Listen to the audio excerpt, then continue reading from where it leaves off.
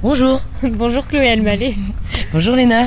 Alors on est en face de rectangles de plâtre qui sont en train de sécher au soleil au fort de Tourneville. T'es en résidence à la cabane de plage et on a le droit de le dire, tu travailles un petit peu ici quand même.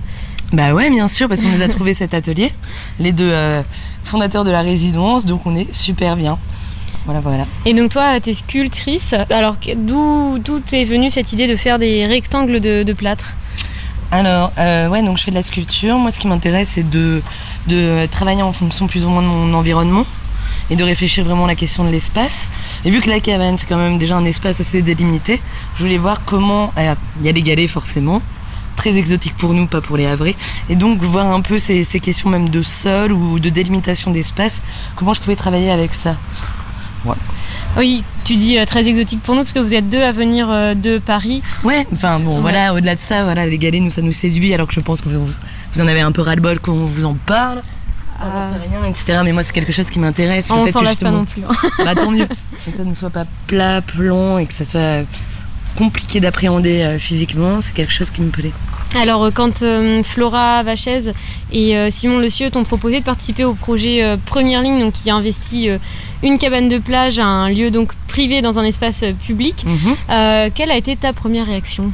Alors moi je vais pas pouvoir te répondre très franchement car j'étais déjà là l'année dernière et avec Florent on avait fait une pièce toutes les deux, donc je connaissais déjà la cabane et c'est un contexte que j'aime énormément, décaler un peu le champ de l'art, que ça se passe pas spécialement dans les institutions ou dans les WACU et vraiment le prendre d'une manière qui puisse être plus légère, en tout cas plus dynamique et avec un public autre. Et justement là vous allez être en contact avec on peut vraiment dire le grand public, du tout public. Comment ça s'était passé l'année dernière ?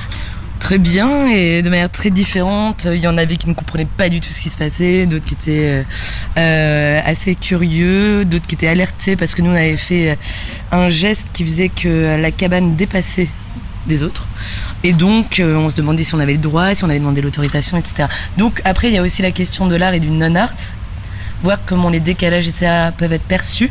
Les gens qui voient dans l'art contemporain, qui sont pas initiés par exemple, ils voient de l'art ou pas du tout, ou que ça interpelle.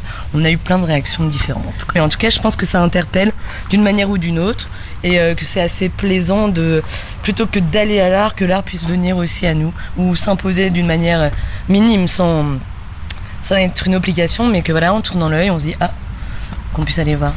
Alors sans tout dévoiler, est-ce que tu peux nous donner une idée de ce qui sera présenté au public mercredi 31 juillet ? Donc, Alors, c'est un peu compliqué, j'ai pas encore trop défini ce qui va aller se passer parce que comme tu le sais, la résidence est très courte. Donc 10 jours. Donc le temps déjà qu'on se rencontre les uns les autres, qu'on commence à discuter du projet, etc. Le temps passe très vite. Donc moi je pense que ça sera plus un processus de construction, déconstruction, un jeu plutôt participatif où on va essayer ensemble avec les gens qui voudront bien participer de mettre en place soit des équilibres, soit des élévations, vraiment quelque chose où au final on édifie quelque chose ensemble. Voilà. Et le 3 août ce sera le lancement vraiment de ce qu'on pourrait appeler une restitution ? Ouais. Merci beaucoup Chloé pour cette interview. On se voit bientôt à la plage. Exactement, à la cabane. On te souhaite bonne chance pour bosser jusque là. Top, merci.